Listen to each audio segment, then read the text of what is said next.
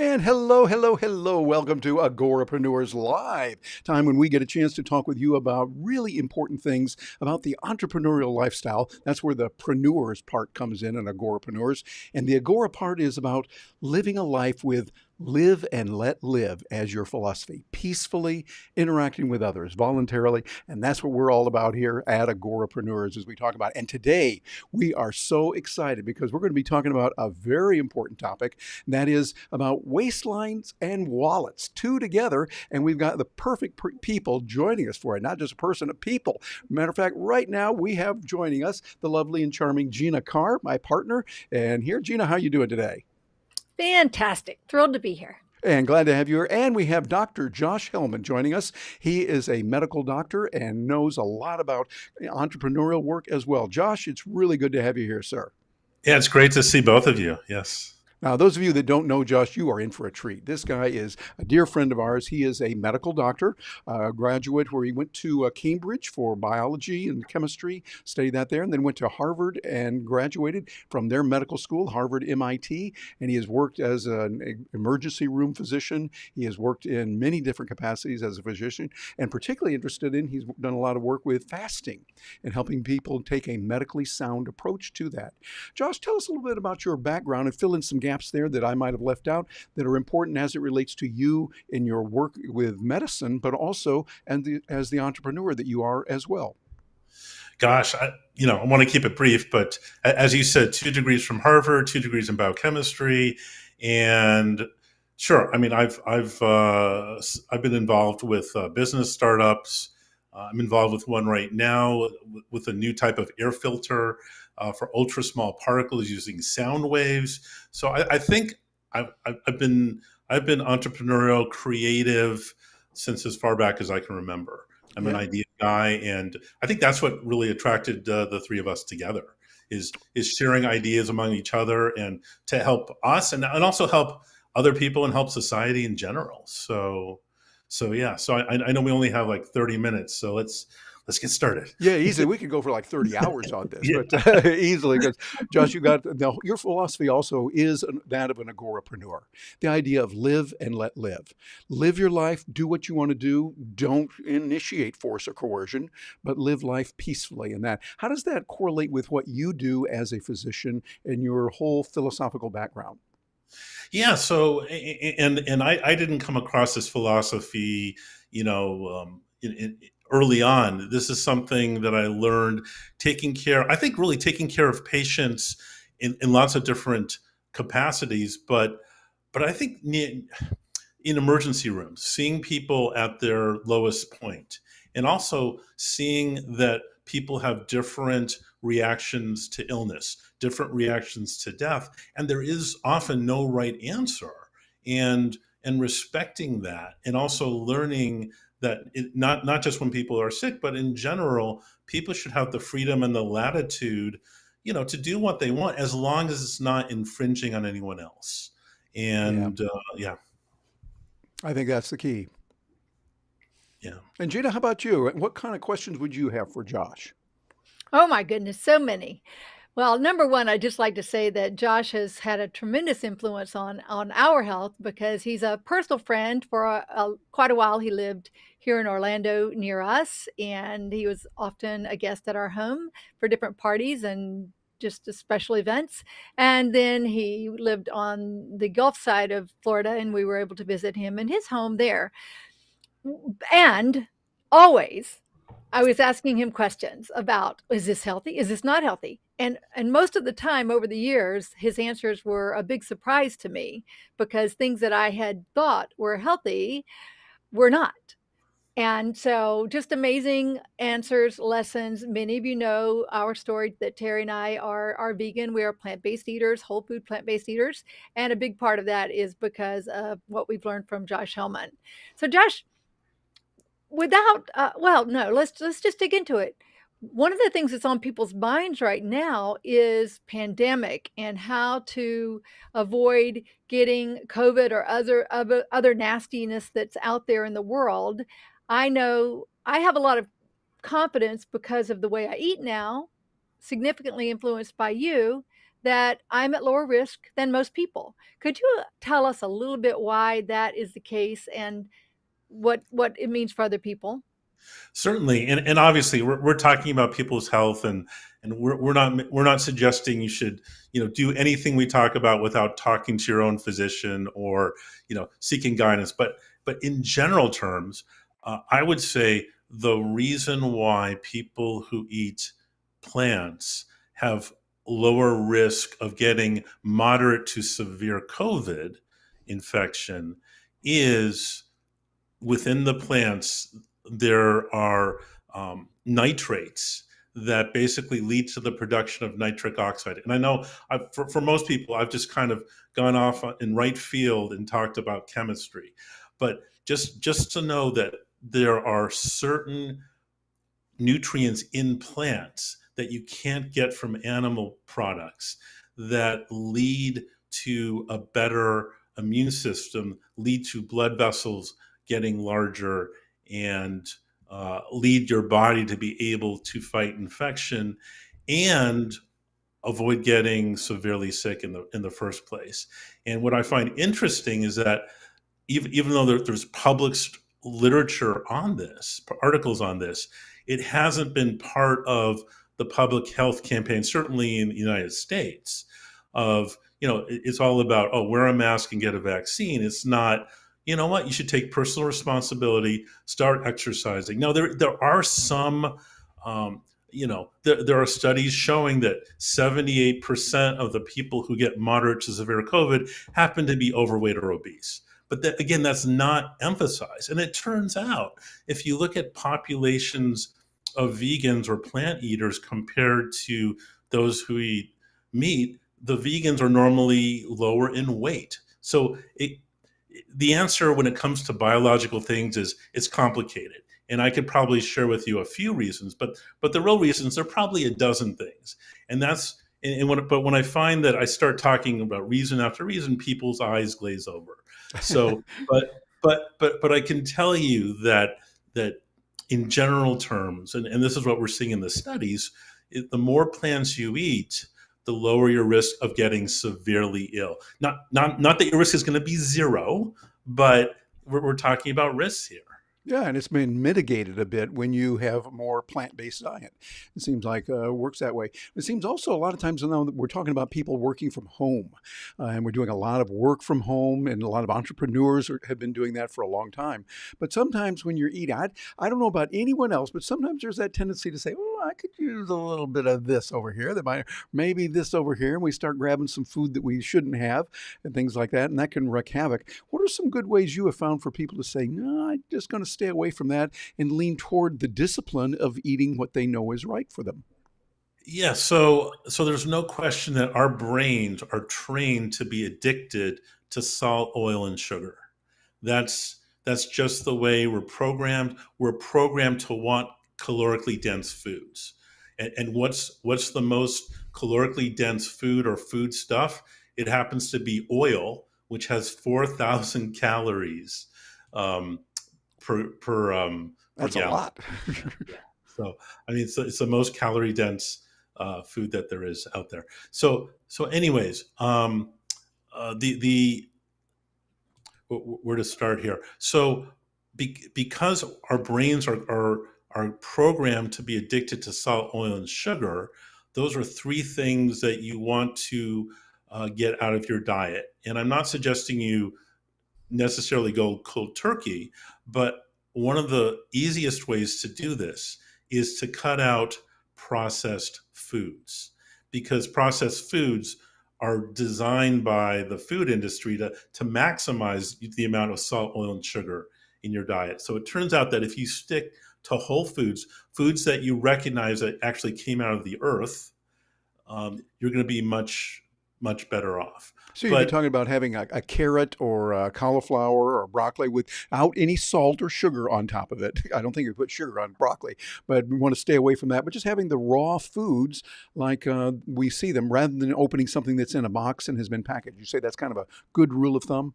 that is, and sometimes people will put salt on broccoli, and even though that sounds counterintuitive to me, some people, I mean, if you eat at a restaurant, that's what they're trained to do, is to add all that seasoning, because they know that the average palate, that's what you expect. So yes. I think it's important for people to realize that this is no different than any other addiction. Whether Mm. you're addicted to, certain types of drugs, alcohol, etc., all those things, including the salt, oil, and sugar, will trigger the release of dopamine and serotonin from your brain. So it's difficult, but once you understand, how high the stakes are, no pun intended, that it's important to whole foods, which also happen to have the most fiber. And I believe the average American doesn't get enough fiber. The average American maybe gets 15 or 30 grams of fiber in their diet a day, when I think we're designed to have 100 grams of fiber. But the exciting thing is, Wow. if you eat most of your food from things that are recognizable whole plants, you're going to get up there to that amount. So, Josh, give me some examples. We did not study a whole lot of medicine when I went to business school. So I'm kind of deficient on some of this, but I know you can bring us up to speed on it. Like, what specific foods would you recommend that people eat that could be part of a good diet? Like, specifically, I imagine something like broccoli. Would that be something be good and have fiber? Sure. So I'm a big fan of broccoli. I'm also a big fan of broccoli sprouts. Mm. But to give you an example, when it comes to processing, eat a whole apple instead of. So a whole apple is going to be better for you than eating applesauce, and applesauce is going to be better for you than drinking a glass of apple juice, which has absolutely no fiber. So again, err on the side of things that are less processed. But guess what? Because it's less processed, it's going to take more chewing. And you might say, well, I don't like spending an hour chewing all my vegetables. Well, as a second best, initially, make some smoothies. I mean, Yeah. sure, a smoothie, you throw all that stuff in a blender. That is processing that you really should be doing by your mouth. But it's a smoothies that you make from Whole Foods is going to be much better than any processed meal you go out and get at Well, the Josh, local there you go store. again, helping me and teaching me because I did not know that apple juice wouldn't be good. I think, oh, it's apple juice, it's kind of nutritious, it'll be good. But you're saying, yeah, not quite as good as something else. So that's Well, Terry, important. let's go back to your business school hat. So if you're a food company, it's much better to sell apple juice because the margins are much higher. Mm-hmm. Because, but it also turns out, so it's good for the corporation, but it's not good for the customer, because Ooh.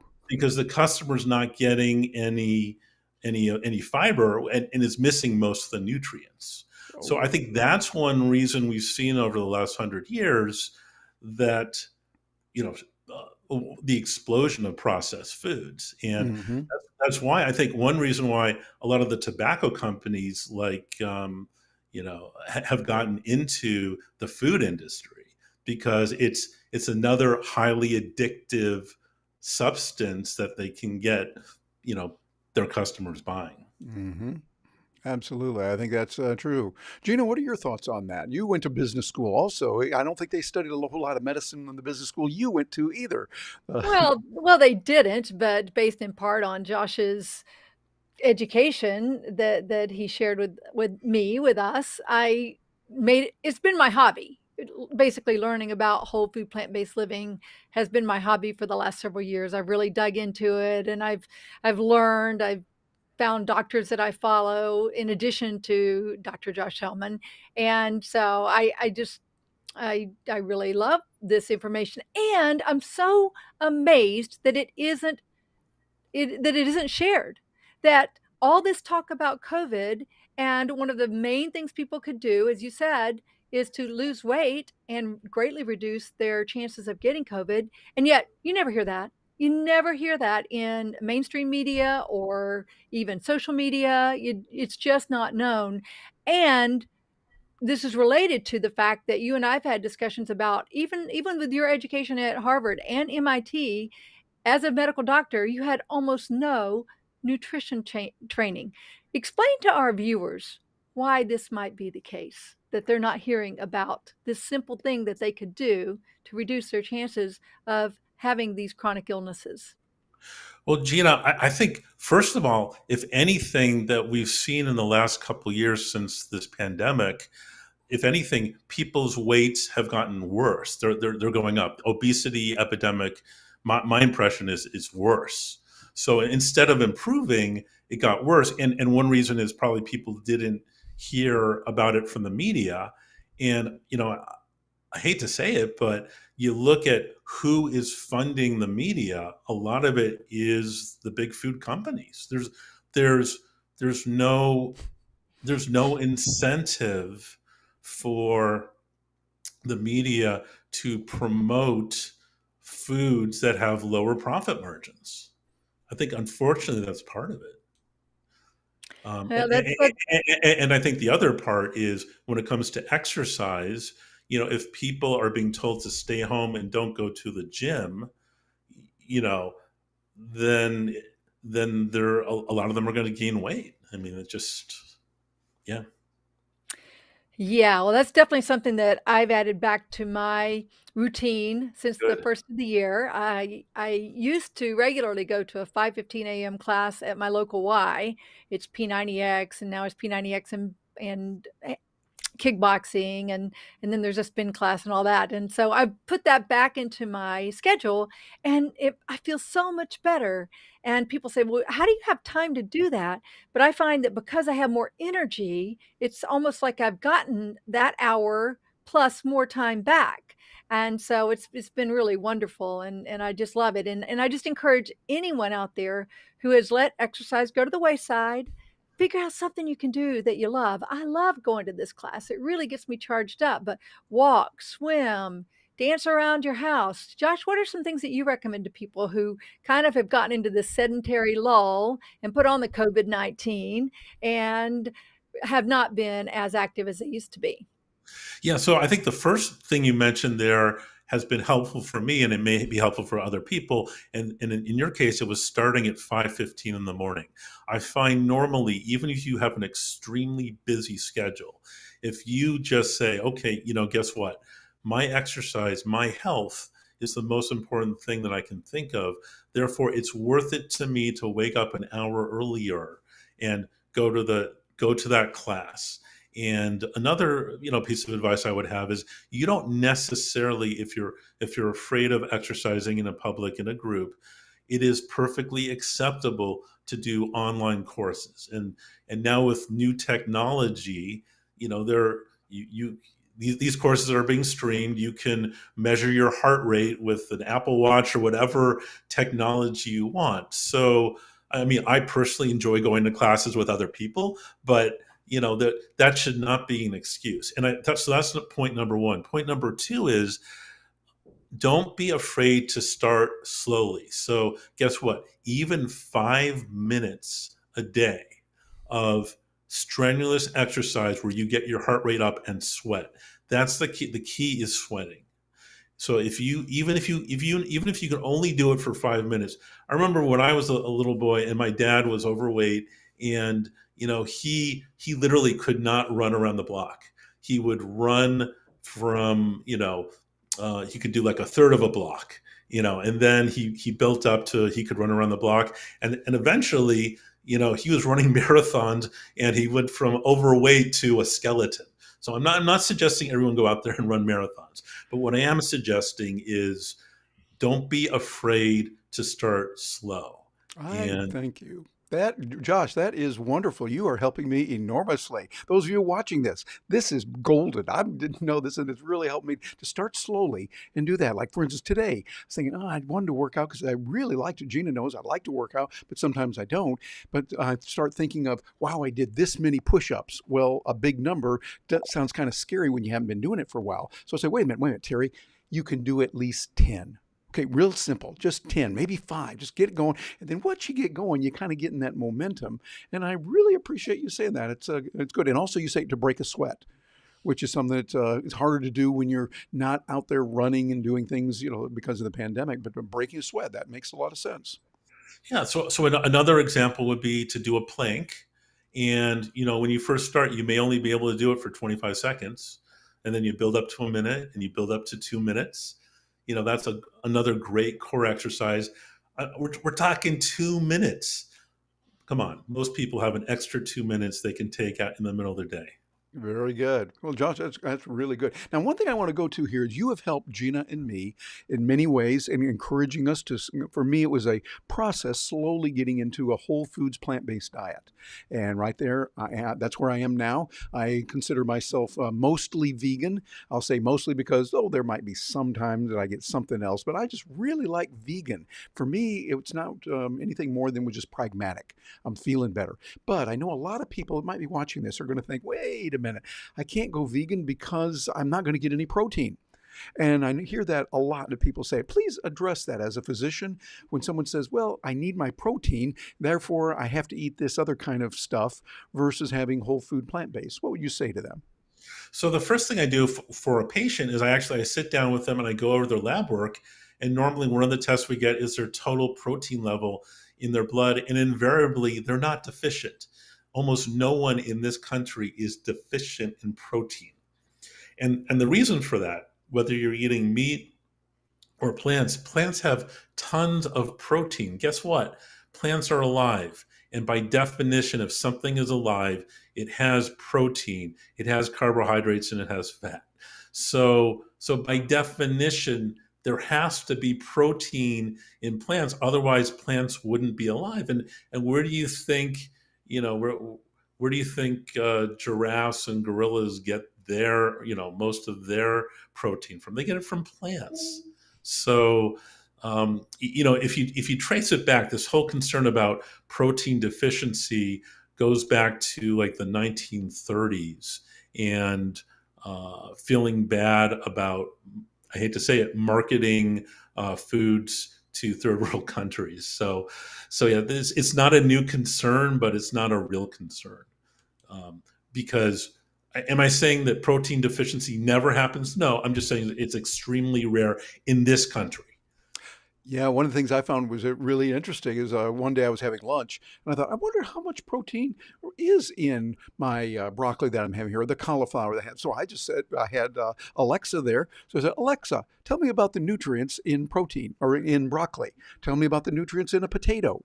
Tell me about the nutrients of that. And I started doing it. And I would encourage those of you watching this, if you get Alexa, ask that, find out about it. Or you could go to Google or wherever your search engine of choice is and ask about the protein in whatever fruit or vegetable you want. I'll bet you're going to be surprised. And not just protein, ask about vitamin D, ask about vitamin A, ask about, more importantly, ask about fiber. It's not the protein, it's the fiber. And the fiber is important because the fiber gets transformed into molecules in the gut, in the colon, that promote gut health and prevent leaky gut, which is extremely common in our society because there's not enough fiber in our diet. Fiber is the key. Yeah, so it's not a protein deficiency in this country; it's a fiber deficiency. Wow, and guess what? Cool. There's no fiber in in meat. There's no fiber in meat, and there's no fiber in milk, meat, and there's no fiber in cheese. No fiber in fish. I mean, it's like. Interesting. Well, that is pretty profound as we do it. Well, I've got one last question here, and I'm going to turn it over to Gina for any questions she might have. First of all, we really appreciate you being here with us, Josh. And if somebody says, hey, I want to find out more about this guy and what he does, because I know you help people in many different ways. If someone wants to reach you, what's the best way for them to get in touch with you? Probably through my website, which is Dr. Josh, drjosh.com. drjosh.com, just those 6 letters. Okay, hold on a minute here. drjosh.com. Yep, drjosh.com. Okay, well, that's pretty easy to remember, and we're going to put it right there on the screen. There we are, drjosh.com. Put that in there. Kind of busy and neat that we can put it in there so fast we can move it up here, Josh. Look at that. It's moving. the nerd in me and the techie just goes wild with it. Gina's rolling her eyes, going, "Oh yeah, again, Yeah, there he yeah. goes." I've seen this. Yeah. Okay. Yeah, we have. Well, I want to ask you something. There was an article in the Wall Street Journal the other day, just I think it was on the 16th of January, as we're recording this now. It's the first part of uh, January, middle or so. But they were talking about remote workers. And we know from before the pandemic, if you were feeling sick, you had to make a decision. Do you go to work or not? Number one, you want to take care of yourself to get better if you're really sick. Number two, you don't want to spread it to others. Okay, even a non-medical person like me knows that. No, but then there's a question of where do you go to work and not. But now you're working from home. Do you continue to work or do you not? Or then we say, oh, gee, I bumped my finger. Oh, I can't work today. Yeah. We can go to an extreme on that. What are some questions that we could ask? What are some ways to deal with what's the right thing to do from your point of view as a physician? Gosh. Well, obviously, first of all, if this is you listening right now and you're trying to make a decision, call your doctor. But Yeah, but here's some absolutely. general things. So if you're specifically worried that you have COVID, it's an infectious disease, and there was a report that there are over 10% of people who can still be infectious after a couple weeks, including up until 2 months after you get a COVID infection. So, from an infection control, I guess if you're working from home, it's not an issue. But if you're deciding, hey, should I go to work or not? Err on the side of staying home so you don't transmit this infection. That's number one. Number two, if you're feeling super weak and are sweaty and can't even stay upright to read or you know talk or um, I guess it's self knowledge and knowing you know are you going to be productive or not. It's not just about logging in time. It's can you effectively compile a report or effectively talk to someone on the phone. So I think it's also a question of function. And what I found with this COVID pandemic, depending on the strain and the person, is even extremely healthy people can be knocked down for a few days. And there may be a sense of pride, and I get it. I've working in hospitals, normally it's like the attitude is either you're coming in to work or you're coming in as a patient. Will start an IV. So I guess it also depends on the culture of the place you're working too. Yep, that makes all the sense in the world. Well, Gina, any final questions or ideas or comments that you have? Yes, well, a couple. Josh, I know you have a tremendous amount of expertise in both toxicity and fasting. So I'd love to hear your comments on what people need to know, number one, about toxicity, and then number two, about fasting that the general public's just not aware of today. Right, and we could literally spend hours talking about toxins, but I'll make one comment connecting plants and animal products and toxins. It turns out the higher you go on the food chain, land or sea, the higher up you go, there will be more toxins, higher toxin levels. And that is a process they call biomagnification. So a, a fish will have much higher levels of heavy metals and PCBs than will the phytoplankton, the plants that they're eating lower in the food chain. And the reason this is important is that if you choose to eat most of your food from the bottom of the food chain from plants, your toxin level is going to be lower. And the other piece of this to understand is many of the toxins we're talking about are fatty toxins that have half-lives, like PCBs will have a half-life of 10, 20, or 30 years. So once it gets into your fat cells or into your brain, it's not coming out. Unless you do something extreme like fast.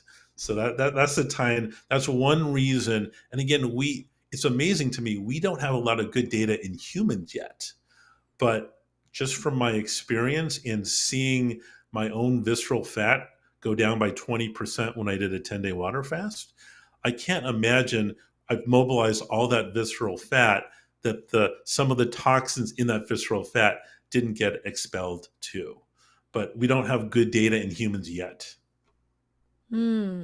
Boy, well, you have worked at some of the most prestigious facilities around the country, including hospitals, including Hippocrates in South Florida and True North in California, and really helped people up close and personal. So as we wrap up, what's number one thing that you would recommend to people that they can do, contacting a doctor or do on their own to improve their health dramatically over the next 30, 60 days? Yeah, so I think, and again, it depends what type of doctor and the background of the physician. So, but I think one from a health and longevity standpoint, I think one of the keys, it's not just about your total weight.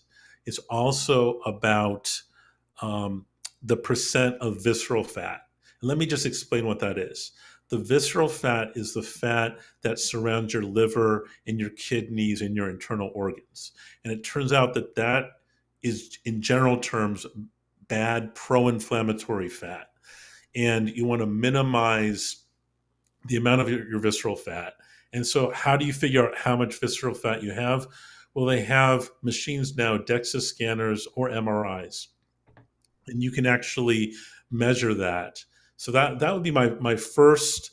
If weight is an issue for you, I would try to find out what your percentage visceral fat is, and then implement a metabolic or an exercise program specifically to lower your visceral fat. And guess what? One of the reasons people have trouble losing weight is because of their toxin load. Again, we could talk for hours on this. Well, I think that's Okay. profound. Absolutely profound. Josh, we really appreciate what you have done for us personally, what you've done for so many other people, and you continue to help. And remember, those of you watching this, you want to get over to Dr. Josh, DrJosh.com, and you'll be able to find out more information about what this wonderful guy is doing. Josh, any final words that you'd want to say to that person, that entrepreneur who's watching this and thinking, okay, I need to get a little bit better and I need to get my health better in order? What advice would you give to them in the midst of everything we're going through in the world right now? Gosh, I mean, a couple things. Number one, I think when it comes to, yeah, people tend to ignore their health until it's too late. So I I'm going to put a plug in for focusing on promoting your own health, putting yourself first. If you're not healthy, you're not going to be functioning as an entrepreneur or in general. So, and I see that in clinics with where most of my patients have brain fog. Literally they have infections and toxins in their brain, and they can't, even though they've had great entrepreneurial ideas, they can't execute because they can't think. They don't have good 4-second memory anymore. It's crazy. So, and we're starting to see some of that in what we're calling long COVID syndrome. Mm, interesting. Well, there's all kinds of things going on. I'm glad to know that there are people like you out there on the front line as physicians, as wonderful healthcare practitioners who are really working to help us, and we appreciate all of that.